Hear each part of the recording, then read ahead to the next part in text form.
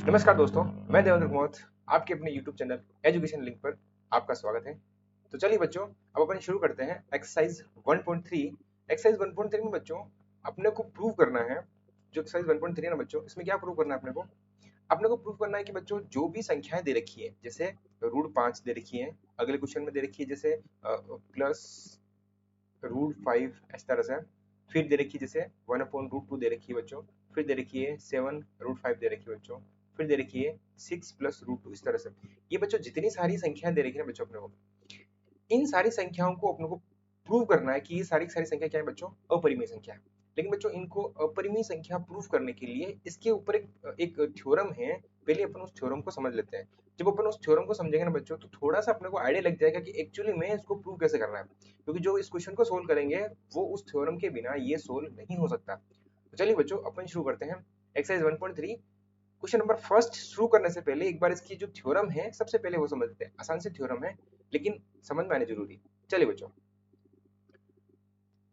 देखिए आपके जो प्रमेय है, थ्योरम है 1.3, वो ये कहती है कि मान लीजिए p एक अभाज्य संख्या है। अभाज्य संख्या हम पढ़ के आए हैं पीछे। अभाज्य का मतलब हम अभी अच्छे से अभाज्य 1.2 के अंदर अच्छे से पढ़ के आए हैं। एक बार मैं फिर भी थोड़ा सा इसका जिक्र कर देता हूँ ताकि आपको थोड़ा सा वापस रिकॉल हो जाए। अभाज्य का मतलब 2, 3, 5, 7, 11, या फिर यूं कहें कि जिसके अंदर एक के अलावा कितने गुणनखंड हो बच्चों, सिर्फ एक गुणनखंड हो। या फिर यूं कह सकते हैं जिसके दो गुणनखंड हो और एक के अलावा पूछे तो सिर्फ कितने गुणनखंड हो बच्चों, एक गुणनखंड हो। या फिर यूं कह सकते हैं जिसमें स्वयं और एक के अलावा किसी का भाग नहीं जाता हो, वो संख्या कौन सी कहलाती है बच्चों, अभाज्य संख्या। तो चलिए अभाज्य संख्या का यहाँ तक तो अपने को कॉन्सेप्ट क्लियर हो गया कि p एक क्या है, अभाज्य संख्या है। यहाँ समझ में आया बच्चों, ओके। अब कह रहा है ये कि p a स्क्वायर को विभाजित करता है। मतलब मैं अगर p का भाग a स्क्वायर में दूं तो ये पूरी पूरी बाढ़ जाता है बच्चों, और यहाँ शेषफल बचता है 0। ये कौन कह रहा है, थ्योरम कह रही है। हाँ वापस पढ़ते इसको। p क्या है, एक अभाज्य संख्या है। चलो मान लिया एक अभाज्य संख्या है, मतलब मेरे को भाग किस संख्या से देना है, अभाज्य संख्या से देना है। ओके। अच्छा, अभाज्य संख्या का मतलब क्या होता है, यहाँ हमने भी क्लियर किया था कि जिसके गुणनखंड कितने होते हैं, सिर्फ दो होते हैं, और एक के अलावा पूछे तो कितना होता है, सिर्फ वो खुद होता है। यानी कि अगर मैं यहाँ पे दो लिखूं ना बच्चों, तो यहाँ सिर्फ दो आएगा और एक आएगा, यहाँ कोई दूसरी संख्या नहीं आ सकती। ये किसके बारे में कह रहा है, p के बारे में कह रहा है। दूसरा p जो है वो बच्चों a स्क्वायर को विभाजित करता है। मतलब p जो है बच्चों वो a स्क्वायर को क्या करेगा, विभाजित करेगा। मतलब p का भाग a स्क्वायर में जाएगा। अब a स्क्वायर कोई भी संख्या हो सकती है। फिर इसने कहा बच्चों कि p a को भी विभाजित करेगा। इसका देखो, इसका जो कॉन्सेप्ट है वो ये कह रहा है कि अगर मैं मान लूं ये p जो है एक अभाज्य संख्या है, ओके मान लिया, फिर a स्क्वायर के अंदर मैं भाग दे रहा हूं, तो बच्चों ये क्वेश्चन वाला कह रहा है कि अगर भाग पूरी पूरी बार जा रहा है तो बच्चों p का भाग फिर a में भी जाएगा, और वो भी पूरी पूरी बार जाएगा। मतलब शेषफल कितना बचेगा बच्चों, 0। इट मीन्स ये कहना क्या चाह रहा है, देखो ये कह रहा है, जैसे मैं एग्जांपल लेकर समझाता हूँ आपको। जैसे ये कह रहा है कि यहाँ पे मान लो मैंने कोई स्क्वायर ले लिया, जैसे मान लो मैंने 36 ले लिया। ठीक बच्चों, 36 मतलब ये किसका स्क्वायर है, 6 का स्क्वायर। तो मैं इसको ऐसा भी लिख सकता हूँ कि यानी 6 का स्क्वायर। अब 6 का स्क्वायर लिखूं या 36 लिखूं, एक ही बात है। फिर ये कह रहा है बच्चों कि इसके अंदर अब मेरे को भाग देना है। अब भाग देने के लिए तो संख्या कौन सी होनी चाहिए, अभाज्य संख्या होनी चाहिए। मतलब अगर मैं इसमें 2 का भाग दूं, या फिर मैं 3 का भाग दूं, या फिर मैं 5 का भाग दूं, या फिर मैं 7 का भाग दूं, तो 36 में किसका भाग जाता है, चाहे तो आप 2 ले लो, चाहे आप 3 ले लो। तो आपको हो तो मैं 3 ले लूं, चलिए मैं 3 ले लेता हूँ। तो मैं इसके अंदर 3 का भाग ले रहा हूँ। ठीक है बच्चों, अब मैं इसमें 3 का भाग, मैं 3 का भाग दे रहा हूँ, 3 का भाग इसमें पूरी पूरी बार जाता है, अपने को पता है आराम से जाता है। कितनी बार जाता है, यहाँ पे एक बार, यहाँ पे 3, फिर 0, फिर 6, फिर 2, मतलब 12 बार जाता है भाग, और पूरी पूरी बार जा रहा है। अब देखो ये 6 स्क्वायर है ना, इस क्वेश्चन के हिसाब से देखो कि अगर p का भाग आप a स्क्वायर में दे रहे हो, p एक अभाज्य संख्या है, p एक अभाज्य संख्या, a स्क्वायर ये 6 स्क्वायर, ठीक है, इसका भाग इसमें पूरी पूरी जा रहा है। अब ये कह रहा है कि आप p का भाग, मतलब 3 का भाग, यहाँ लिख दिया मैंने 3 का भाग 6 में भी जाएगा। मतलब अगर इसके स्क्वायर में जा रहा है तो सिंगल संख्या में भी जाएगा, यानी कि 6 में भी जाएगा। ऐसा तो जा रहा है, बिल्कुल जा रहा है। 3 का भाग इसमें कितनी बार जाएगा बच्चों, 2 बार जाएगा, और कितना आएगा, 6। बस यही प्रमेय है, इसके अलावा कोई प्रमेय नहीं है। तो बस ये यही कहना चाह रहा है बच्चों, ये प्रमेय सिर्फ ये समझाना चाह रही है कि अगर आप किसी भी अभाज्य संख्या का, जैसे मैं 2 का भाग अगर 4 के स्क्वायर यानी 16 में देता हूं, तो अब मैं 2 का भाग बच्चों 4 में दूंगा तो भी पूरी पूरी बार जाएगा। मतलब शेषफल कितना बचेगा बच्चों, 0। ऐसे यूनिक शेषफल बच गया, पॉइंटों में जा रहा है, ऐसा नहीं। समझ में आ गया, ये थ्योरम कह रही है। ठीक है बच्चों। अच्छा, इससे क्या होता है, इससे ये होता है कि ये जो संख्या होनी चाहिए वो संख्या कौन सी होनी चाहिए बच्चों, अभाज्य संख्या होनी चाहिए, और यहाँ पे स्क्वायर वाली संख्या होनी चाहिए। बस इसके अलावा और कुछ भी नहीं है। अब अगर ये आपको चीज समझ में आ गई, मैं आपसे पूछूंगा कि प्रमेय 1.3 क्या कहती है बच्चों। 1.3 कहती है कि आप पहली बात तो सबसे इंपॉर्टेंट चीज अभाज्य संख्या होनी चाहिए। अभाज्य संख्या का भाग अगर किसी स्क्वायर में दे रहे हो तो उसी संख्या का भाग वापस अपन उसके बिना स्क्वायर वाले में देंगे तो भी भाग चला जाएगा पूरी पूरी बार। ये अपने थ्योरम है, बस इसके अलावा कुछ नहीं है। चलिए तो फिर अपन चलते हैं इसके फर्स्ट क्वेश्चन के ऊपर। फर्स्ट क्वेश्चन क्या कह रहा है बच्चों कि सिद्ध कीजिए कि √5 एक अपरिमेय संख्या है। यानी कि वैसे आप लोगों को पता है बच्चों कि अपरिमेय संख्या कौन कौन सी होती है। मैंने आपको फर्स्ट क्लास के अंदर इंट्रोडक्शन और एक्सरसाइज 1.1 के अंदर अच्छे से समझाया था कि √5 है वो परिमेय है या नहीं है। अगर आपको फिर भी इसकी वीडियो अच्छे से देखनी है तो एक्सरसाइज 1.1 जो मैंने वीडियो डाल रखी है बच्चों उसके अंदर जाकर देखें, आपको मैंने अच्छे से समझा रखा है। फिर भी मैं आपको थोड़ा सा एक्सप्लेन कर देता हूँ कि √5 जो होता है बच्चों वो एक अपरिमेय संख्या है। रूट वाली जिसका वर्गमूल नहीं होता है वो सारी अपरिमेय होती हैं। और 1/0 जिसके नीचे जीरो है वो भी संख्या कौन सी होती है बच्चों, अपरिमेय संख्या होती है। तो चलिए बिना देरी किए हुए अपन शुरू करते हैं क्वेश्चन नंबर फर्स्ट। चलिए सॉल्व। अब देखिए बच्चों यहाँ कितना लिखा हुआ है, √5 लिखा हुआ है और अपने को प्रूव करना है कि ये संख्या कौन सी है बच्चों, अपरिमेय संख्या है। तो सबसे पहले यहाँ मान लेते हैं, माना कि जो आपके √5 है ना बच्चों, √5 एक एक क्या है बच्चों, परिमेय संख्या मान लेते हैं। परिमेय संख्या मान लेते हैं परिमेय संख्या मान लेते हैं संख्या है। अपन ऐसा मान रहे हैं, हालांकि ऐसा है नहीं। प्रूफ तो अपने को क्या करना बच्चों, अपरिमेय संख्या मान रहे हैं। लेकिन मैंने इसको परिमेय माना, इससे होगा क्या, अगर मैं इसको परिमेय मान लूं और ये परिमेय की कंडीशन को सेटिस्फाई नहीं करेगा, इसका मतलब फिर ये संख्या कौन सी हो जाएगी, परिमेय संख्या हो जाएगी, अपरिमेय संख्या हो जाएगी, सॉरी, है ना बच्चों।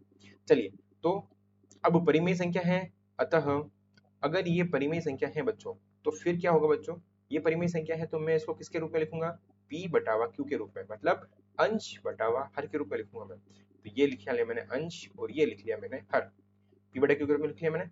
चलो ठीक है, अब यहाँ लिखेंगे जहां जहां p व q एक सह अभाज्य संख्या है, सह अभाज्य संख्या है, अभाज्य संख्या है बच्चों। ये इसका क्या मतलब है, सह अभाज्य संख्या है। सह अभाज्य संख्या का मतलब ये हो गया ऐसी संख्याएं जिसके अंदर, अभी समझना बच्चों, ऐसी संख्याएं जिसके अंदर कोई भी चीज कॉमन नहीं हो। कोई भी चीज कॉमन नहीं का मतलब, जैसे अगर मैंने p की जगह ऐसे लिखा है, मैं समझा रहा हूँ ना, ऐसे ये समझा देता हूँ एक बार, ऐसे ही ना, सिर्फ समझा रहा हूँ मैंने इस चीज पे जो लिखा ना यहाँ पे सह अभाज्य संख्या, इसका मतलब समझा रहा हूँ मैं आपको। तो जैसे मैंने यहाँ को संख्या लिखी 3/2, ये भी अभाज्य संख्या है बच्चों और ये भी क्या है बच्चों, अभाज्य संख्या। अब बताओ मैं इसके टुकड़े करूं, इसके टुकड़े कर रहा हूं मैं ना, तो 3 आता है इंटू 1 आता है। फिर मैं इसके टुकड़े करूं तो कितना आता है, 2 इंटू 1 आता है। इसका मतलब इन दोनों में कॉमन कुछ भी नहीं है। ये चीज बोली इसने, मतलब p और q के अंदर कॉमन कुछ भी नहीं है। अगर मैं इसके गुणनखंड करूं तो p और q के अंदर गुणनखंड के अंदर कॉमन कुछ भी नहीं है। इसे बोलते हैं सहअभाज्य, मतलब ये भी अभाज्य संख्या है, ये भी अभाज्य संख्या है, लेकिन इसके टुकड़ों में कोई भी चीज कॉमन नहीं है।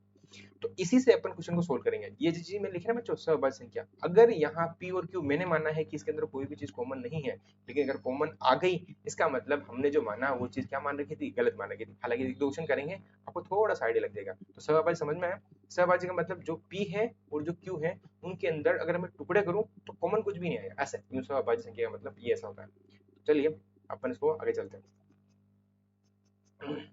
P और Q के अंदर कोई भी उभयनिष्ठ गुणनखंड नहीं है। उभयनिष्ठ का मतलब कॉमन कॉमन कॉमन, यानी कि मैं इसके इसके और इसके टुकड़े करूं ना बच्चों, तो उन टुकड़ों के अंदर, उन गुणनखंड के अंदर कोई भी चीज कॉमन नहीं होगी। तो मैं यहाँ कैसे लिखूंगा बच्चों, यहाँ लिखेंगे अर्थात, अर्थात यहाँ लिखेंगे बच्चों, अर्थात P व Q के कोई भी उभयनिष्ठ उभयनिष्ठ गुणनखंड नहीं होंगे, गुणनखंड नहीं होंगे, नहीं है, नहीं है ऐसा लिख दो, नहीं है। इसका मतलब ये उभयनिष्ठ का मतलब कॉमन, कॉमन का मतलब जैसे इस P के और Q के मैं टुकड़े करूं तो उसके अंदर बच्चों इन दोनों के गुणनखंड सेम सेम नहीं होने चाहिए। जैसे मैंने भी बताया, आपको एग्जांपल दिया था ना कि जैसे मान लो अगर 4 और यहाँ 6 लिखा हुआ है तो मैं इसके टुकड़े करूं तो 2 इंटू 3 हो रहे हैं यहाँ पे, और यहाँ अगर मैं टुकड़े करूं तो यहाँ बच्चों कितने हो गए, सॉरी यहाँ 2 इंटू 2 हो जाएंगे और यहाँ हो जाएंगे बच्चों 2 इंटू 3 हो जाएंगे। तो देखो बच्चों इसमें कॉमन आ रहा है, लेकिन इसके अंदर ये ऐसी संख्या मानी मैंने यहाँ पे सहअभाज्य संख्या मानी जिसके अंदर कॉमन कुछ भी नहीं आ रहा हो, इनके टुकड़े के अंदर कॉमन कुछ भी नहीं आ रहा हो। तो चलिए बच्चों अब चलते हैं इस क्वेश्चन को आगे। चलिए देखिए अब क्या करना है बच्चों, अपने को बस सिंपल सा सॉल्व करना है और फिर आपके क्वेश्चन 16 हो जाएगा। तो क्या करेंगे बच्चों, इसको इसको इससे इंटू करेंगे, इसको इससे इंटू करेंगे, तो मैं P को इससे इंटू कर रहा हूँ, Q को इससे इंटू कर रहा हूँ और P को मैं इससे इंटू कर रहा हूँ, यानी कि क्रॉस मल्टीप्लाई कर रहे हैं। तो चलिए मैं सबसे पहले लिखूंगा यहाँ पे P is equal to, Q को इससे इंटू करेंगे तो क्या लिखेंगे बच्चों, Q एंड फिर लिखेंगे इंटू करके √5, या फिर आप इसको यूं लिख सकते हैं कि P is equal to √5 into Q, इस तरह से। ठीक है बच्चों, अब क्या करेंगे बच्चों, दोनों ही पक्षों में वर्ग करने पर, तो मैं यहाँ लिख रहा हूं बच्चों, दोनों पक्षों में, दोनों पक्षों में वर्ग करने पर, वर्ग करने पर। अच्छा बच्चों, अगर मैं दोनों पक्षों में वर्ग करूंगा तो क्या होगा बच्चों, देखिए अगर मैं दोनों पक्षों में वर्ग करूंगा बच्चों तो क्या होगा, इधर तो हो जाएगा अपने पास में बच्चों P square is equal to, यहाँ क्या लिखा हुआ देखो बच्चों, यहाँ लिखा हुआ है √5, तो √5 का स्क्वायर कितना होता है 5, तो रूट और स्क्वायर 5 हट जाता है, तो यहाँ पे लिखेंगे अपन 5 इंटू, यहाँ लिखा हुआ बच्चों क्यू, क्या लिखा हुआ बच्चों क्यू, तो मैं क्यू का स्क्वायर करूंगा तो क्या हो जाएगा क्यू स्क्वायर, सीधा सा है, तो यहाँ लिखेंगे बच्चों अपन क्यू स्क्वायर। अब मैं बच्चों इसको डाला हूँ समीकरण नंबर 1। अब इसको थोड़ा सा ध्यान से देखो बच्चों, ये क्या लिखा हुआ है, जैसे अगर मैंने यहाँ पे 6 बराबर 2 इंटू 3 लिखा हुआ, मान लो ऐसा लिखा हुआ है, इसका मतलब क्या है, इस 2 का भाग इस 6 में जा रहा है, और कितनी बार जा रहा है बच्चों, 3 बार जा रहा है, ऐसा लिखा हुआ है।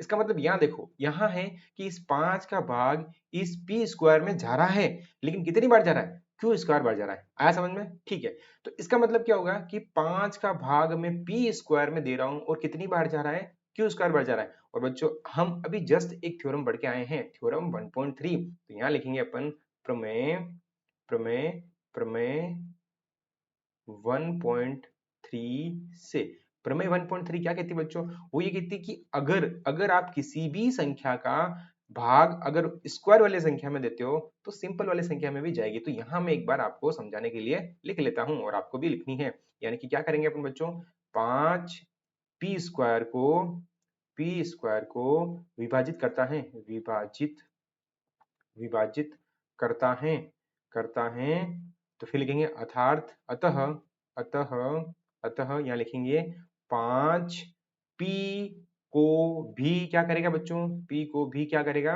विभाजित करेगा, विभाजित करेगा, विभाजित करेगा। यानी कि बच्चों ये जो चीज लिखी हो ना यहाँ पे, ये चीज लिखी हुई है क्या शो कर रही है कि 5 का भाग अगर मैं पी स्क्वायर में दूं बच्चों तो क्यू स्क्वायर बढ़ जाता है, ठीक है बच्चों।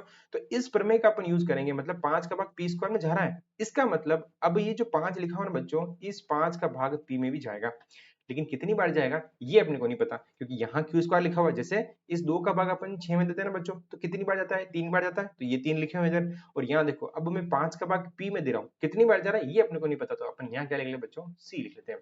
हमने ये क्यों किया बच्चों पता है आपको, क्योंकि मुझे यहाँ किसका मान निकालना था बच्चों, पी का, अब मैं किसका मान निकालूंगा बच्चों, क्यू का, क्योंकि हमने जब क्वेश्चन स्टार्ट किया था ना, ये देखो यहाँ हमने लिखा है पी और क्यू के कोई भी उभयनिष्ठ गुणनखंड नहीं है, तो यहाँ इंपॉर्टेंस किसकी बच्चों, पी और क्यू की, तो मैंने पी का मान तो निकाल लिया, अब मैं किसका मान निकालूंगा, क्यू का। तो क्यू का मान कैसे निकालेंगे, इस पी को हटाना पड़ेगा, और इस पी को हटाने के लिए मुझे पी स्क्वायर चाहिए, क्योंकि पी स्क्वायर की वैल्यू ही क्यू में आ रही है। इसका मतलब मैं क्या करूंगा बच्चों, अब यहाँ मैं दोनों पक्षों में क्या कर दूंगा, वर्ग कर दूंगा। मैं क्यों कर रहा हूँ ये सारी चीजें, क्योंकि मुझे अब किसकी वैल्यू निकालनी है, क्यू की वैल्यू निकालनी है। ये किसकी वैल्यू है बच्चों, पी की वैल्यू, तो यहाँ मैं डाल देता हूँ समीकरण नंबर 2। अब मैं जो काम करूंगा, मुझे चाहिए क्यू, क्यू की वैल्यू कैसे निकालूंगा बच्चों, मैं एक बार यहाँ करता हूँ दोनों पक्षों में वर्ग करने पर, दोनों पक्षों में क्या करेंगे बच्चों, वर्ग करने पर। तो चलिए हम दोनों पक्षों में वर्ग कर देते हैं, तो यहाँ कितना आ गया अपने पास में, P square is equal to, यहाँ अपने पास में हो जाएगा बच्चों 25 इंटू, यहाँ हो जाएगा अपने पास में सी स्क्वायर, ठीक है, क्योंकि हम दोनों पक्षों में वर्ग कर दिया। अब देखो यहाँ पे अपने पास पी स्क्वायर है, मुझे पी स्क्वायर नहीं चाहिए, मुझे क्या चाहिए बच्चों, क्यू की वैल्यू चाहिए, यानी कि यहाँ से पी स्क्वायर की वैल्यू अपन लिखेंगे, तो पी स्क्वायर की वैल्यू कितनी है अपने पास में, 5 इंटू क्यू स्क्वायर, तो मैं यहाँ लिख रहा हूँ 5 into Q square is equal to 25 into C square. और ये मैंने कहाँ से लिखा, यहाँ लिखेंगे समीकरण 1 से पी स्क्वायर का मान रखने पर, रखने पर। यहाँ समझ में आया बच्चों क्या किया हमने, ठीक है। यानी कि सबसे पहले तो मैंने पी की वैल्यू निकाल ली, अब मैंने किसकी वैल्यू निकालना बच्चों, क्यू की वैल्यू। तो क्यू की वैल्यू निकालने के लिए बच्चों ये बाकी सारी क्यू के अलावा जितनी सारी संख्याएं हम इसको इधर भेजेंगे, तो अपन ले लेते हैं नेक्स्ट पेज। चलिए मैं एक बार इसको ऐसा कैसे वापस लिख रहा हूँ यहाँ पे, 5 into Q square is equal to 25 into C square. एक बार वापस चेक कर लो, क्या ये लिखा हुआ है, बिल्कुल 5 into Q square and 25 into C square ये लिखा हुआ है। चलिए अब क्या करेंगे बच्चों, मुझे किसकी वैल्यू निकालनी है बच्चों, क्यू स्क्वायर की वैल्यू निकालनी है। ये 5 जो इंटू में आ रहा है बच्चों, इसको कहाँ भेज देंगे अपन, बटाओ में। तो चलिए कैसे भेजेंगे अपन इसको, ये लिखा हमने Q square is equal to, ये लिखा है 25 इंटू सी स्क्वायर एंड बटाओ अपन करेंगे बच्चों 5। इतना समझ में आया, इंटू में इसलिए कहाँ चले गए, भाग में। अब मैं इसको काट रहा हूँ बच्चों, तो काटते कैसे हम, 5 की टेबल बोलेंगे यहाँ पे 1 टाइम्स, और 5 की टेबल यहाँ बोलेंगे तो कितना है बच्चों, 5 बार। सही है, अब जो बच गया उसको लिख लो। तो क्या आया बच्चों यहाँ पे, यहाँ लिखेंगे बच्चों अपन Q square is equal to 5 into C square, और इसको नाम दे दो समीकरण नंबर 3। अब जरा थोड़ा सा दिमाग लगाओ, क्या ये समीकरण वही है जो हमने थोड़ी देर पहले लिखा था, कैसा वाला समीकरण बच्चों, यानी कि 6 इज इक्वल टू 2 इंटू 3, मतलब मैं 2 का भाग अगर 6 में दूं तो कितनी बार जाएगा अपने पास में, 3 बार जाएगा। यहाँ पे भी मैं 5 का भाग क्यू स्क्वायर में दूं तो कितनी बार जाएगा बच्चों, सी स्क्वायर में। लेकिन ये एक प्रमेय सेट कर रहा है बच्चों, ये एक प्रमेय को फॉलो कर रहा है। कौन सी प्रमेय को फॉलो कर रहा है बच्चों, वही प्रमेय नंबर 1.3। तो वो की वो प्रमेय मैं यहाँ पे वापस लिख रहा हूँ, यानी कि यहाँ लिखेंगे बच्चों प्रमेय 1.3 से। प्रमेय 1.3 क्या कहती है बच्चों, प्रमेय 1.3 अपने से कहती है कि यदि यदि 5 का भाग, ये 5 का 5, मैं इसको सही से लिखता हूँ एक मिनट बच्चों, 5 किसको, अब उसमें पी स्क्वायर को विभाजित कर रहा था, यहाँ किसको करेगा बच्चों, क्यू स्क्वायर को। तो 5 क्यू स्क्वायर को विभाजित करता है, विभाजित विभाजित करता है, तो क्या होगा बच्चों, तो 5 सिंपल क्यू को भी क्या करेगा, बी विभाजित करेगा, विभाजित करेगा। ठीक है बच्चों। चलिए अब इसका मतलब मैं क्या लिखूंगा, यहाँ पे क्यू स्क्वायर लिखा हुआ है, यहाँ 5 लिखा हुआ है, यहाँ सी स्क्वायर लिखा हुआ है, इसका मतलब 5 क्यू स्क्वायर को विभाजित कर रहा है।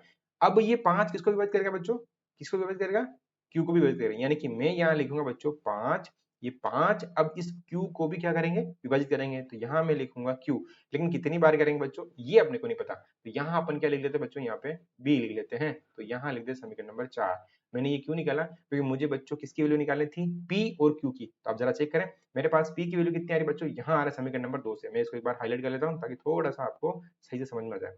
ये तो है अपने पास में बच्चों पी की वैल्यू, ये कौन से समीकरण में है, समीकरण नंबर 2। और यहाँ हमने बच्चों निकाली क्यू की वैल्यू, और क्यू की वैल्यू कितनी आ रही है बच्चों अपने पास में, ये आ रही है ना बच्चों। ये है समीकरण नंबर अपने पास में कितना, 4 है। तो जरा मुझे सोच के बताओ बच्चों कि अगर इसकी वैल्यू ये आ रही है, देखो क्यू की वैल्यू ये आ रही है और पी की वैल्यू कितनी आ रही है बच्चों, ये आ रही है, सही बात है। अब मुझे बताओ कि हमने सबसे पहले क्या लिखा था यहाँ बच्चों, पी और क्यू के कोई भी उभयनिष्ठ गुणनखंड नहीं है। उभयनिष्ठ का मतलब क्या होता है बच्चों, कॉमन। लेकिन यहाँ जरा ध्यान से देखो आप, इसके अंदर अगर मैंने गुणनखंड करे इसके, तो कितना आ रहा है बच्चों, 5। और इसके मैंने क्यू के गुणनखंड करे तो भी कितना आ रहा है इसके अंदर, 5। यानी कि गुणनखंड तो कॉमन है। इसका मतलब हमने जो चीज मानी थी बच्चों, वो गलत मानी थी, उसका विरोधाभास प्राप्त हो रहा है। यानी कि हमने तो मानी थी उपनिष्ठ नहीं है, लेकिन यहाँ पे उपनिष्ठ है। तो हमने सबसे पहले क्या माना था कि √5 एक परिमेय संख्या है, इसका मतलब वो संख्या कौन सी हो जाएगी बच्चों, अपरिमेय संख्या हो जाएगी। यानी कि अब मैं यहाँ लिख रहा हूँ ताकि आपको थोड़ा सा समझ में आ जाए, ये मेन इंपॉर्टेंट लाइन है, तो आपको थोड़ा सा ध्यान रखना बच्चों, ठीक है। तो मैं यहाँ लिख लेता हूँ, वैसे कोई बड़ी बात नहीं है, पर लिखना है, बस लिखना वही है कि समीकरण समीकरण समीकरण एक, सॉरी हाँ समीकरण 2 है ना, सॉरी समीकरण 2 व 4 से पी और क्यू के पी और क्यू के उभयनिष्ठ गुणनखंड 5 है। पी और क्यू का लिख लेते हैं ना, पी और क्यू का, एक मिनट बच्चों ना, पी और क्यू का पी और क्यू का उभयनिष्ठ गुणनखंड, उभय उभयनिष्ठ गुणनखंड गुणनखंड 5 है। कितना है, 5 है, जिसका जिसका विरोधाभास विरोधाभास प्राप्त होता है। मतलब ये मैंने क्या लिखा बच्चों, ये क्या लिखा लाइन, कुछ नहीं लिखा, सिंपल ये लिखा कि 2 और 4 के अंदर कॉमन कितना है, मतलब उपनिष्ठ कितना गुणनखंड है बच्चों, 5 है, जिसका विरोधाभास प्राप्त हुआ है। विरोधाभास का मतलब क्या हो गया, हमने तो माना था कि उपनिष्ठ गुणनखंड नहीं है, मतलब उसका उल्टा प्राप्त हो रहा है। विरोधाभास का मतलब हमने जो माना उसका उल्टा प्राप्त हो रहा है। तो इसका मतलब अपन यहाँ लिखेंगे कि विरोधाभास प्राप्त हो रहा है, तो लिखेंगे अतः हमने जो माना वो गलत था। अतः हमने हमने अरे यार, हमने, इसको मैं सही से लिख लेता हूँ, एक मिनट ना बच्चों ना, हमने हमने जो माना वो गलत था, गलत था। हमने क्या माना बच्चों, हमने माना कि √5 क्या है, एक परिमेय संख्या है, तो लिखेंगे अतः, अतः हमने जो माना गलत था, अतः अब लिखेंगे √5 एक अपरिमेय संख्या है, अपरिमेय संख्या है, संख्या है। ये रहा बच्चों आपके आंसर। ज्यादा विशेष कुछ नहीं बच्चों, एकदम से सिंपल तरीका है। अगर आप इसको सही से समझेंगे, अगर आपको नहीं समझ में आता तो एक बार इसको वापिस रिवर्स करके वापस देखें, आपको पूरा पूरा समझ में आ जाएगा। अच्छे से है बच्चों। और वैसा एक क्वेश्चन इसके अंदर आगे और आ रहा है, ताकि एक बार आपके वापस रिपीट हो जाए। लेकिन बच्चों अब जो क्वेश्चन आ रहा है ना बच्चों इसके अंदर, वो सारे सिंपल सिंपल क्वेश्चन है, बस दो दो तीन तीन लाइन के क्वेश्चन है। तो चलिए अपन,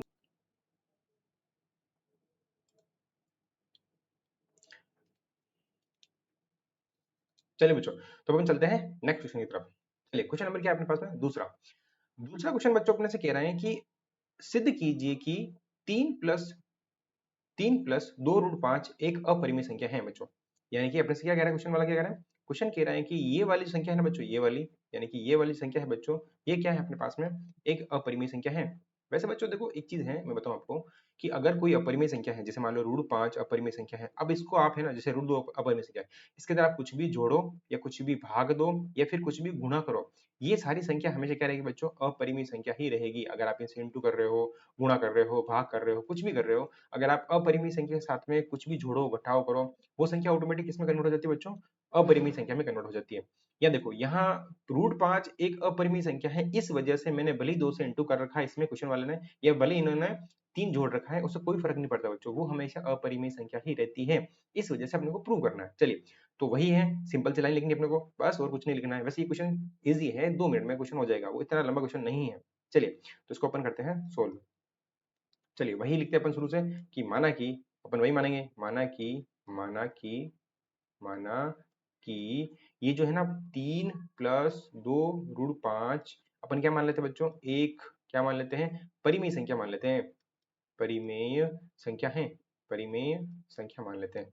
तो अगर आपको पता है हम इसको परिमेय संख्या मान रहे हैं, परिमेय संख्या मान रहे हैं, तो फिर इसको अपन किस रूप में लिखेंगे, p/q के रूप में लिखेंगे। तो मैं इसको लिख रहा हूँ बच्चों यहाँ पे, अतः, अतः क्या लिखेंगे बच्चों, अतः ये लिखा हुआ है 3 + 2 √5, इन बराबर कर देंगे अपन p/q, ऐसे लिखेंगे बच्चों। ओके, अब देखो बच्चों, p/q लिखा है तो मैं साथ में क्या लिखूंगा, जहां जहां जहां क्या लिखेंगे बच्चों, p व q एक सह अभाज्य संख्या है, सह अभाज्य संख्या है, सह अभाज्य संख्या है, संख्या है, यही लिखा बच्चों।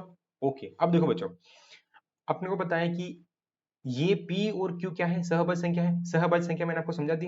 अब आपको क्या करना है बच्चों, इसमें सिर्फ √5 को देखो, अपने को ये नहीं पता चल रहा है कि ये परिमेय है या अपरिमेय, लेकिन अपने को ये पता है बच्चों कि ये जो √5 है ना बच्चों, क्या है बच्चों, √5 है, वो क्या है, एक परिमेय संख्या। तो मुझे बच्चों और कुछ नहीं करना, सीधा सा इस √5 को इन सबके बराबर करना है। अगर मैं इन सबको √5 को इन सबके बराबर कर दूं, मतलब ये सारी संख्या, ये संख्या, ये संख्या, ये संख्या, ये भी क्या प्रूफ हो जाएगी, अपरिमेय संख्या। लेकिन ये सारी संख्या अपरिमेय नहीं है, इसका मतलब हम जो मान रहे हैं वो गलत है। तो देखो इसको सोल्व कैसे करते हैं, वो देखो, अब मैं इसको सोल्व कर रहा हूँ। सबसे पहले मैं, मुझे सिर्फ और सिर्फ बच्चों √5 की वैल्यू निकालनी है और कुछ नहीं करना।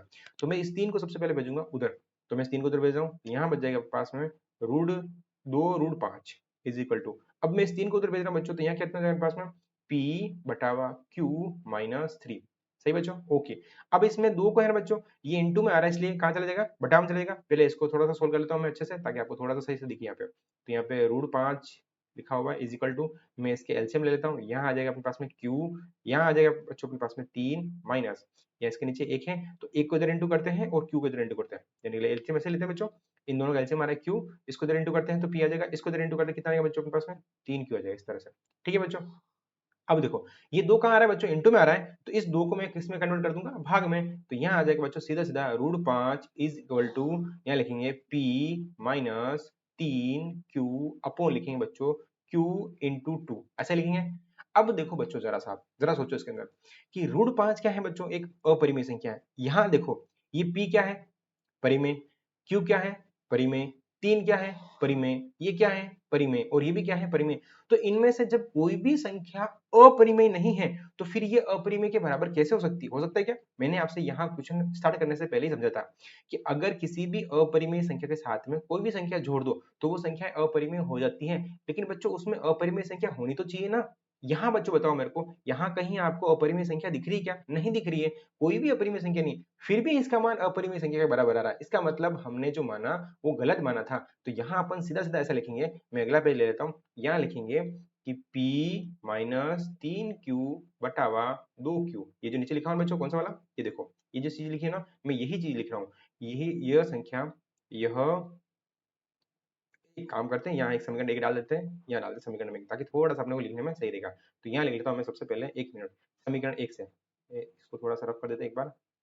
चलिए बच्चों, यहाँ लिखते हैं समीकरण 1 से, समीकरण समीकरण 1 से। समीकरण 1 कहता है बच्चों, क्या कहता है बच्चों? एक कहता है कि ये, इसको आप चेक कर लेते हैं। समीकरण 1 कहता है कि ये पूरी पूरी संख्या बच्चों, ये पूरी पूरी संख्या यानी कि p माइनस 3q बटावा क्या लिखा हुआ नीचे 2q, एक एक अपरिमेय संख्या है, अपरिमेय संख्या है। ये कौन कह रहा है बच्चों? ये कौन कह रहा है? क्वेश्चन नंबर 1, समीकरण नंबर 1 कह रहा है कि ये पूरी पूरी संख्या बच्चों अपरिमेय संख्या है। लेकिन ऐसा नहीं है, जिसका विरोधाभास प्राप्त होता है, जिसका जिसका विरोधाभास प्राप्त होता है, विरोधाभास प्राप्त होता है, प्राप्त होता है। विरोधाभास कैसे बच्चों? विरोधाभास कैसे प्राप्त हो रहा है? क्यों? क्योंकि अगर ये अपरिमेय संख्या कब हो सकती है बच्चों? जब इसमें इसमें यहाँ यहाँ यहाँ कहीं ना कहीं तो एक अपरिमेय संख्या आनी चाहिए थी, लेकिन इसमें कहीं भी बच्चों अपरिमेय संख्या नहीं है, फिर भी इसका मान अपरिमेय संख्या के बराबर है। इस वजह से बच्चों विरोधाभास प्राप्त हो रहा है कि ये अपरिमेय संख्या नहीं होते हुए भी इसका मान अपरिमेय संख्या के बराबर आ रहा है। इसी वजह से अपन लिखेंगे कि जिसका विरोधाभास प्राप्त हो रहा है, और हमने जो माना, हमारी कल्पना ले सकते हैं, हमारी हमारी हमारी कल्पना कल्पना गलत थी, गलत थी, या फिर यूं कह सकते हैं हमने जो माना था वो गलत था। यानी कि अतः अतः अतः हमने क्या माना, हमने क्या गलत चीज मान ली? यही हमने गलत मान ली थी कि 3 प्लस 2 रूट 5 एक परिमेय संख्या है। तो इसका मतलब मैं क्या लिख सकता हूँ यहाँ पे, 3 प्लस 2 रूट 5 एक, अब ये क्या हो जाएगी बच्चों? अपरिमेय संख्या हो जाएगी, अपरिमेय संख्या है। इस तरह से बच्चों अपन इसको सोल्व करेंगे। ये आपके क्वेश्चन हो गया। ठीक है बच्चों, अब चलते हैं अपन नेक्स्ट क्वेश्चन की तरफ। चलिए, क्वेश्चन दे रखा है अपने पास में, सिद्ध कीजिए कि निम्नलिखित संख्याएं अपरिमेय संख्या है। बच्चों देखो, इनमें से मैं बताऊं आपको, ये क्वेश्चन मैं बता रहा हूं बच्चों आपको, ये वाला मैं बता रहा हूँ, ये वाला मैं बता रहा हूँ बच्चों, ये वाला हमने अभी जस्ट किया है, अभी जस्ट किया है क्वेश्चन, ये देखो उससे सेम टू सेम मैच कर रहा है, और उसको वैसा ही करना है जैसे मैंने अभी किया है। पीछे देखो बच्चों, ये देखो ये वाला जो क्वेश्चन है बच्चों, ऐसा कैसा ही लिखना है इसमें, और कुछ नहीं है, थोड़ा सा बस आपको सुन करना है, ये कई लाइनें लिखनी है और कुछ भी नहीं करना है। तो इसका मतलब मैं कौन सा क्वेश्चन कर रहा हूँ बच्चों आपके सामने, मैं कर रहा हूँ बच्चों तो पहला क्वेश्चन तीसरे का फर्स्ट करवा रहा हूँ, और तीसरे का दूसरा करवा रहा हूँ। ये क्वेश्चन आपको खुद को सोल्व करना है, और अगर आपको फिर भी समझ में नहीं आता है तो प्लीज मुझे कमेंट करें, ताकि मैं आपको ये क्वेश्चन वापस सोल्व कर दूंगा, कोई दिक्कत नहीं बच्चों। ठीक है बच्चों, वैसे मुझे पता है कि ये क्वेश्चन आप आराम से कर लोगे, फिर भी अगर आपको समझ में नहीं आता है तो मुझे कमेंट बॉक्स में कमेंट करके लिखें कि ये क्वेश्चन मुझे बताएं, तो मैं आपको वापस सोल्व करवा दूंगा। चलिए बच्चों, अब चलते हैं क्वेश्चन नंबर फर्स्ट, तीसरे का फर्स्ट क्वेश्चन, तीसरे का फर्स्ट। क्या लिखा बच्चों? रूट 2। अब अपने को ये प्रूव करना है कि ये संख्या कौन सी बच्चों? अपरिमेय संख्या है। कोई दिक्कत नहीं, आराम से प्रूव कर लेंगे हम। तो सबसे पहले अपन वही लिखते हैं यहाँ से कि माना कि क्या लिखेंगे बच्चों? माना कि 1/√2, 1/√2 एक कौन सी संख्या बच्चों? एक परिमेय संख्या है।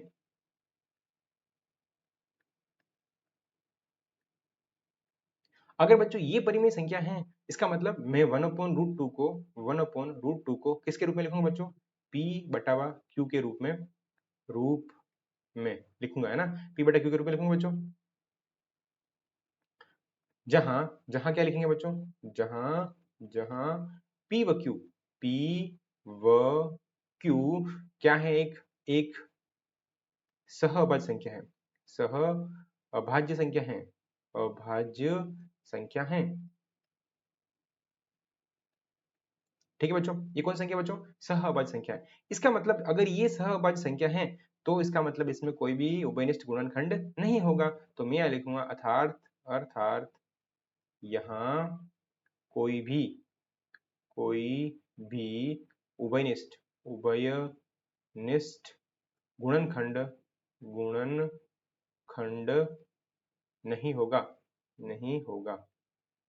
ठीक है बच्चों, यहाँ तक समझ में आ गया अपने को, कोई दिक्कत नहीं, अर्थात यहाँ कोई भी उपनिष्ठ गुणनखंड नहीं होगा। ठीक है बच्चों। अब देखिए अब चलते हैं नेक्स्ट। अगर यहाँ पे कोई भी उपरिष्ट गुणनखंड नहीं है तो यहाँ अपन इसको अब सोल्व करेंगे। देखिए बच्चों, अपन इसको क्या लिखेंगे बच्चों, यहाँ पे 1/√2 लिखा हुआ है, यहाँ लिखा हुआ है p बटा q लिखा हुआ है। ठीक है बच्चों, अब देखो मैं यहाँ क्या लिख रहा हूँ, इसको मैं थोड़ा सा उल्टा कर रहा हूँ। कैसे बच्चों, 1/√2 लिखा हुआ ना, तो मैं इसको उल्टा कर रहा हूँ। उल्टा कैसे कर रहे हैं बच्चों, यहाँ लिखेंगे अपन बच्चों √2, मतलब इसका हो जाएगा नीचे 1, और यहाँ हो जाएगा बच्चों अपने पास में q बटा p। सही बच्चों, क्या किया मैंने यहाँ पे, √2 तो चला गया ऊपर और 1 आ गया नीचे, p q चला गया ऊपर और p आ गया नीचे, अपन ऐसा कर सकते हैं। लेकिन अब बच्चों इसको आप ध्यान से देखो, ये वही क्वेश्चन है जो हमने सबसे पहला क्वेश्चन किया था। सबसे पहला क्वेश्चन कौन सा बच्चों, देखो हमने सबसे पहला जो क्वेश्चन किया था वो ये था बच्चों, कहाँ गया, 1.2 आ गई, ये रहा। सबसे पहला क्वेश्चन कौन सा था बच्चों, सबसे पहला क्वेश्चन क्या था, √5, और हमने इसको कैसे सोल्व किया था बच्चों, कैसे सोल्व किया था बच्चों, √5 को हमने सोल्व किया था इस तरह से कि p बटा q के रूप में लिखा, इस तरह से लिखा था। तो बच्चों अब अपन क्या करेंगे, इस √2 को भी वैसे ही सोल्व करेंगे जैसे हमने इधर सोल्व किया था। तो चलिए एक बार आपके वापस रिकॉल भी हो जाएगा और दोनों काम हो जाएंगे। चलिए इसको सोल्व करें, यानी कि √2 वैसा ही है जैसा √5 था। तो अब आप थोड़ा सा मेरी हेल्प करेंगे कि आपको वो क्वेश्चन जो फर्स्ट था वो समझ में आया था, तो थोड़ी थोड़ी मेरी तरफ भी हेल्प करेंगे ताकि आपको थोड़ा सा अच्छे से समझ में आ जाए। चलिए, तो सबसे पहले क्या करेंगे बच्चों बताओ, हम क्या करेंगे, इसको कैची गुणा करेंगे, क्रॉस मल्टीप्लाई करेंगे। तो चलिए कर लेते हैं क्रॉस मल्टीप्लाई। तो मैं सबसे पहले लिख रहा हूँ यहाँ पे q। अच्छा अपन ये क्यों करेंगे, क्योंकि मुझे p और q की वैल्यू निकालनी रहेगी। तो मैं सबसे पहले इसके अंदर q की वैल्यू निकाल रहा हूँ। हमने उसमें p की वैल्यू निकाली थी क्योंकि वो उल्टा नहीं था, यहाँ उल्टा का हम सीधा किया वापिस। तो अब सबसे पहले किसकी वैल्यू निकाले थे अपन, q की वैल्यू, और कोई दिक्कत नहीं। तो मैं इसको सेंड टू कर रहा हूँ, क्यों आ गया, इसको इससे इंटू कर रहा हूँ तो कितना बचो, बताओ बच्चों, यहाँ लिखेंगे अपन √2 और इंटू करके लिखेंगे अपन p वही। अब दोनों पक्षों में क्या करेंगे, वर्ग करेंगे। तो मैं ले लेता हूँ अगला पेज। चलिए यहाँ लिखेंगे दोनों पक्षों में, दोनों पक्षों में, दोनों पक्षों में क्या करेंगे बच्चों, वर्ग करने पर, वर्ग करने पर, मैं दोनों पक्षों में वर्ग कर रहा हूँ बच्चों। तो वर्ग करूंगा तो क्या लिखूंगा तो बताओ, यहाँ लिखा हुआ है p, q एंड √2 लिखा हुआ है। तो यहाँ लिखेंगे बच्चों q का स्क्वायर इज इक्वल टू √2 लिखा हुआ है ना बच्चों, ये देखो √2 लिखा हुआ है, तो √2 का स्क्वायर करेंगे तो कितना आएगा, सिंपल q आ जाएगा। यहाँ लिखूंगा मैं बच्चों √2 का स्क्वायर करेंगे तो 2 आ जाएगा, इंटू p लिखा हो तो p का स्क्वायर कितना होता है बच्चों, p स्क्वायर होता है, इस तरह से। ठीक है, इसको डाल देते समीकरण नंबर 1। क्लियर। अब क्या करेंगे बच्चों बताओ, वही प्रमेय यूज करेंगे। प्रमेय कौन सी है अपने पास में, कि अगर 2 का भाग q स्क्वायर में जा रहा है तो फिर 2 का भाग किसमें जाएगा, क्यू में भी जाएगा। और यहाँ कितनी बार जा रहा है, पी स्क्वायर बार जा रहा है, तो वहां कितनी बार जाएगा अपने पास में, सी बार जाएगा। तो चलिए यहाँ लिखते हैं अपन प्रमेय 1.3 से। मैं ये लिख रहा हूँ यहाँ बच्चों प्रमेय, प्रमेय, प्रमेय 1.3 से। प्रमेय 1.3 क्या कहती है, कि अगर दो का भाग, दो, या इसको सही से लिखते हैं बच्चों, दो, दो किसको विभाजित करती है बच्चों, क्यू स्क्वायर को विभाजित करती हैं, विभाजित, विभाजित करती हैं, करती हैं। तो क्या होगा बच्चों, दो क्यू स्क्वायर को विभाजित करता है, यार करती कैसे लिख दिया, करता है। ठीक है बच्चों, तो क्या करेगा, दो किसको विभाजित करेगा, क्यू को भी विभाजित करेगा, क्यू को भी क्या करेगा बच्चों, विभाजित करेगा, विभाजित करेगा। सही बच्चों, मैंने क्या लिखा, ये जो दो है ना बच्चों, ये अगर क्यू स्क्वायर को विभाजित कर रहा है तो फिर ये दो किसको भी विभाजित करेगा बच्चों, क्यू को भी विभाजित करेगा। यानी कि अब मैं इसको कैसे लिखूंगा, इसको मैं ऐसे लिखूंगा, यानी कि यहाँ लिखूंगा मैं q इज इक्वल टू 2, यानी कि 2 का भाग क्यू स्क्वायर में जा रहा था, तो अब 2 का भाग क्यू में भी जाएगा, और इंटू अपन करेंगे बच्चों यहाँ पे, यहाँ पी स्क्वायर बार जा रहा था, यहाँ अपने को नहीं पता कितनी बार जा रहा है, तो यहाँ मैं लिख देता हूँ यहाँ पे सी, और इसको डाल दे समीकरण नंबर 2। देखो बच्चों, यहाँ हमने क्यू की वैल्यू निकाल ली है। अब किसकी वैल्यू बच्चों निकालेंगे, p की वैल्यू निकालेंगे। तो बस वही, दोनों पक्षों में वापस क्या करेंगे बच्चों, वर्ग। वर्ग क्यों कर रहे हैं, क्योंकि अपने को q की जगह p लिखने के लिए यहाँ q स्क्वायर की वैल्यू दे रखी है, और अपने पास में सीधा सा क्या है, q है। तो दोनों पक्षों में अपन क्या कर देंगे, वर्ग कर देंगे। यहाँ लिखेंगे दोनों पक्षों में, दोनों पक्षों में क्या करेंगे बच्चों, वर्ग करने पर, वर्ग करने पर, लो मैं दोनों पक्षों में वर्ग कर देता हूँ। तो यहाँ कितना जाएगा अपने पास में, Q square is equal to, क्या लिखेंगे बच्चों यहाँ पे, यहाँ हो जाएगा 4 इंटू यहाँ लिखेंगे सी स्क्वायर। सही बात है। तो इसको डाल दे समीकरण नंबर 3, और ये वापस थ्योरम वही फिट हो रही है जो इसमें थ्योरम फिट हो रही थी। क्या हो रही थी बच्चों, कि 4 का भाग किसमें जा रहा है बच्चों, या फिर एक काम करो, यहाँ थ्योरम नहीं लगानी अपने को,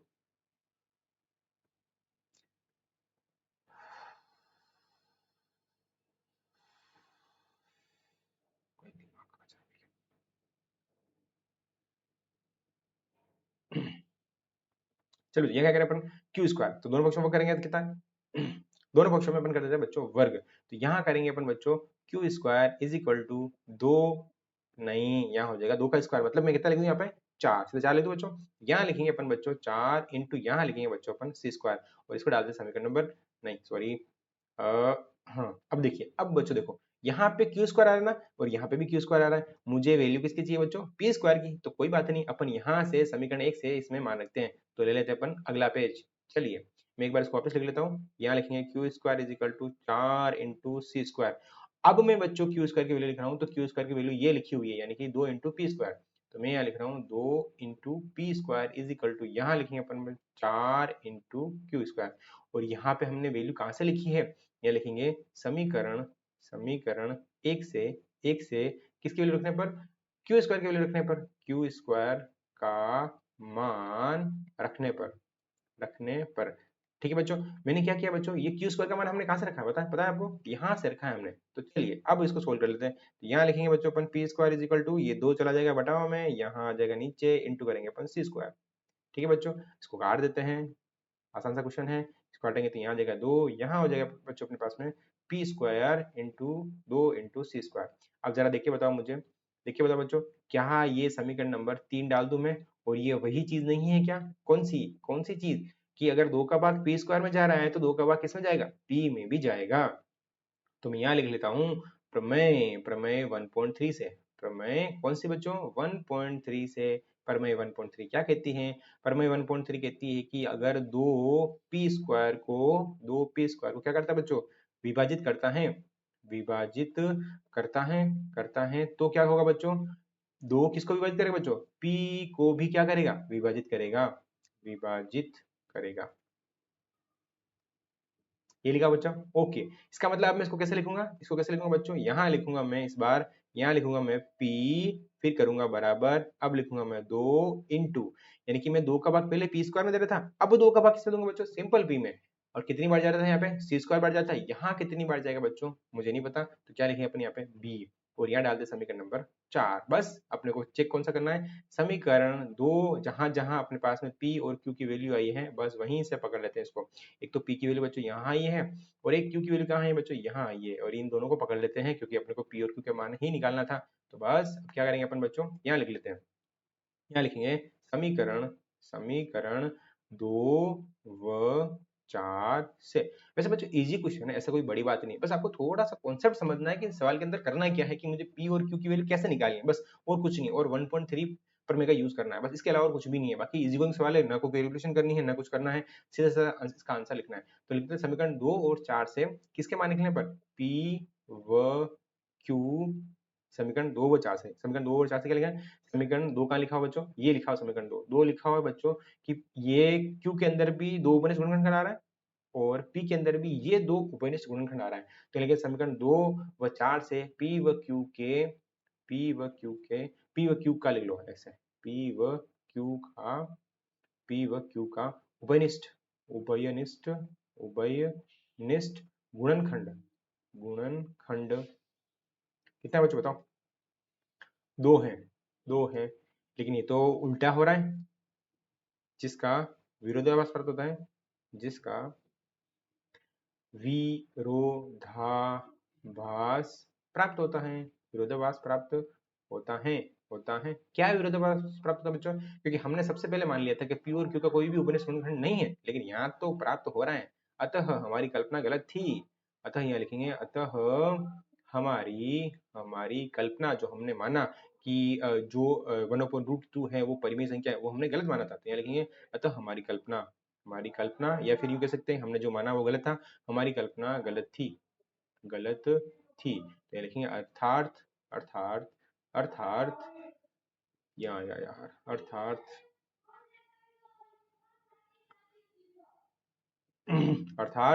अर्थात, root, one upon root two एक क्या है, एक क्या है, परिमेय संख्या है, नहीं, अपरिमेय संख्या है, अपरिमेय संख्या है, क्लियर बच्चों, ओके, अब चलते हैं अपन नेक्स्ट क्वेश्चन की तरफ, ये समझ में आ गया बच्चों, चलिए अब देखते हैं इसका लास्ट क्वेश्चन रह गया है बच्चों अपने पास में, कहाँ गया क्वेश्चन, ये वाला, ये क्वेश्चन रह गया इसका, तीसरे का, कौन सा बच्चों, ये तीसरे का तीसरे का अपने पास रह गया बच्चों, तीसरे का दूसरा। तो चलिए इसको सोल्व कर देते हैं अपन। ये तो वैसे एजुकेशन क्वेश्चन है, ये वैसा वैसा क्वेश्चन है जैसा हमने थोड़ी देर पहले सोल्व किया था। देखिए इसको कैसे सोल्व करते हैं कि ये जो संख्या लिखी है ना, इसको अगर अपरिमेय संख्या को मैं परिमेय संख्या से इंटू करूंगा तो वो संख्या कौन सी हो जाएगी बच्चों अपने पास में, अपरिमेय संख्या हो जाएगी।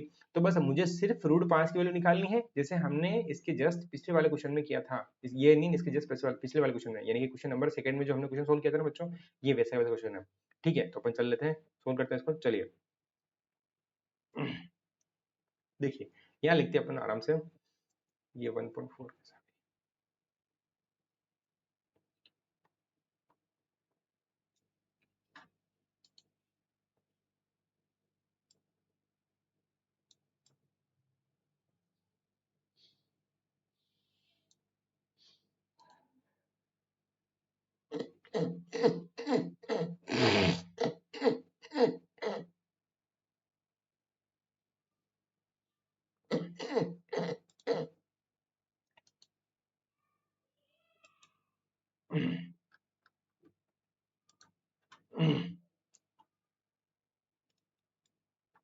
चलिए बच्चों, अब अपन देख लेते हैं बच्चों तीसरे का सेकंड क्वेश्चन। चलिए तीसरे का सेकंड क्वेश्चन देख लेते हैं।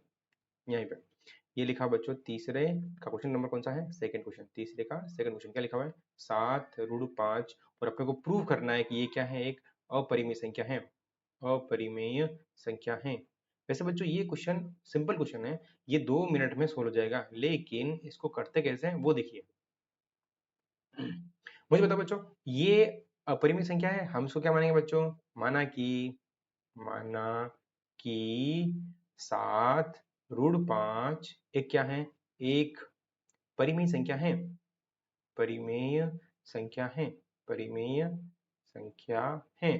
अच्छा बच्चों बताओ, अगर ये परिमेय संख्या है, इसका मतलब इसको अपन क्या लिखेंगे, अतः अतः क्या लिखेंगे, 7√5, इसको अपन लिखेंगे p बटावा q के रूप में, वो लिखेंगे p व q एक क्या है, सह अभाज्य संख्या है बच्चों, सह अभाज्य संख्या है, अभाज्य संख्या है। अगर ये सह अभाज्य संख्या है, इसका मतलब क्या लिखेंगे, p व q के अंदर, p व q के अंदर कोई भी, p व q के कोई भी, p व q का कोई भी उभयनिष्ठ गुणनखंड नहीं होगा।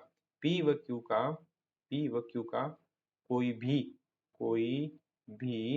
उभयनिष्ठ उभयनिष्ठ उभयनिष्ठ गुणनखंड नहीं होगा, नहीं होगा। ओके बच्चों, अब देखो, अब इसको अपन करते हैं सोल्व। कुछ नहीं करना बच्चों, मुझे सिर्फ इस √5 की वैल्यू निकालनी है। मैं जैसे √5 की वैल्यू निकालूंगा तो ये सारी सारी संख्या क्या हो जाएगी बच्चों, अपरिमेय हो जाएगी। तो अब अपने को क्या करना है, सीधा सा यहाँ लिखो, देखो मुझे √5 की वैल्यू निकालनी है, तो ये 7 का चला जाएगा बच्चों, बटाओ में, और ये 1 इधर चला जाएगा, तो यानी कि मैं लिख रहा हूँ यहाँ पे √5 बराबर 1 चला जाएगा इधर, तो यहाँ तो लिखेंगे अपन p, 7 जो बच्चों इंटू में आ रहा है वो चला जाएगा भाग में, तो यहाँ लिखेंगे 7 इंटू क्यू। बस बच्चों ये आपकी क्वेश्चन खत्म। देखो कैसे, हमने p और q एक सहअभाज्य संख्या माना, क्या ये अपरिमेय संख्या है, नहीं। फिर 7 क्या है बच्चों, ये अपरिमेय संख्या है, नहीं। जब मैंने थोड़ी देर पहले आपको समझाया था कि अगर किसी भी अपरिमेय संख्या के साथ में अपन कोई परिमेय संख्या लिखते हैं तो वो अपरिमेय संख्या में कन्वर्ट होती है। मैं फिर समझा रहा हूँ कि अगर जैसे मान लो मैंने ये √3 लिखा ना, इसके साथ में मैं कोई भी परिमेय संख्या लिखूं तो वो अपरिमेय होती है, लेकिन जब इनमें से कोई अपरिमेय संख्या है ही नहीं बच्चों, तो फिर ये अपरिमेय संख्या के बराबर कैसे हुई।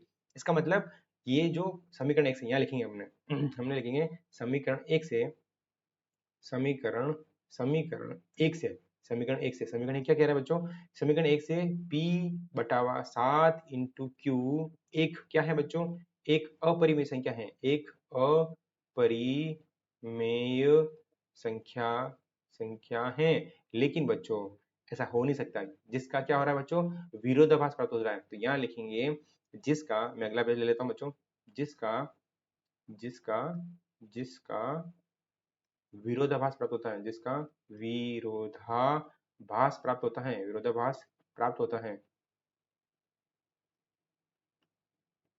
इसका मतलब, इसका मतलब हमारी जो कल्पना थी वो क्या मानी थी हमने, गलत मानी थी, क्योंकि हमने क्या मान लिया था बच्चों कि जो अपने पास में 7√5 है वो क्या मान लिया था हमने, परिमेय मान ली थी। तो हम क्या लिखेंगे, अतः हमारी कल्पना क्या थी, गलत, ये लिखेंगे, अर्थात अतः, अतः हमारी कल्पना गलत थी, हमारी कल्पना गलत थी, गलत थी। अतः अतः 7 √5 1 क्या हो जाएगा बच्चों? एक परिमेय संख्या है, परिमेय संख्या है, परिमेय संख्या है। वैसे बच्चों मैं क्वेश्चन नंबर तीसरे का तीसरा भी करवा रहा हूँ, लेकिन नहीं बच्चों, मैं आपके लिए छोड़ रहा हूँ ताकि आप इसकी प्रैक्टिस करेंगे। अगर फिर भी अगर आपको समझ में नहीं आता है तो प्लीज कमेंट के अंदर, कमेंट बॉक्स के अंदर कमेंट करके लिखेंगे हमें ये क्वेश्चन नहीं आ रहा है, तो मैं आपको इसको वापस सॉल्यूशन बता दूंगा। जय हिंद, जय भारत।